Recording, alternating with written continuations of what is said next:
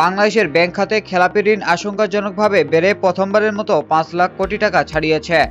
বাংলাদেশ ব্যাংকের সর্বশেষ তথ্য অনুযায়ী ২০২৫ সালের জুন শেষে খেলাপি ঋণের পরিমাণ দাঁড়িয়েছে ৫,৩০,৪২৮ কোটি টাকা, যা ব্যাংক খাতের মোট ঋণের প্রায় ৩০%। মাত্র ৩ মাসে খেলাপি ঋণ বেড়েছে ১,১০,০০০ কোটি টাকা, আর গত এক বছরে বৃদ্ধি পেয়েছে ৩,১৯,০০০ কোটি টাকা, যা ১৫১% প্রবৃদ্ধি।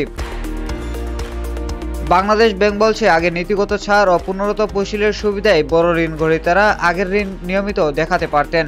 সরকার পরিবর্তনের পর সেই সুযোগ বন্ধ হয়ে যায়। এখন নির্ধারিত সময় পার হলেই ঋণ মেয়াদোত্তীর্ণ হিসাবে গণ্য হচ্ছে। অর্থনীতিবিদদের মতে, ব্যবসা বাণিজ্য স্থবিরতা, শিল্প খাতের সংকট, উদ্যোক্তাদের কারাবরণ বা বিদেশে পলায়ন এবং ব্যাংকের কাঙ্ক্ষিত ঋণ আদায় না হওয়া এসবই খেলাপি ঋণ বৃদ্ধির মূল কারণ। ২০০৯ সালে খেলাপি ঋণের পরিমাণ ছিল মাত্র ২২,৪৮১ কোটি টাকা। নানা ছাড় ও পুনরুক্ত তফসিলের নীতির কারণে পরবর্তী বছরগুলোতে ব্যাংকগুলো প্রকৃত খেলাপির তথ্য আড়াল করতে পারলেও এখন পুরো চিত্র প্রকাশ্যে আসছে। নতুন গভর্নরের কঠোর নীতিতে কোনো ব্যাংক প্রভিশন ঘাটতি রেখে লভ্যাংশ দিতে পারছে না। ৩৬টি তালিকাভুক্ত ব্যাংকের মধ্যে ২০টি এবছর লভ্যাংশ দিতে ব্যর্থ হয়েছে।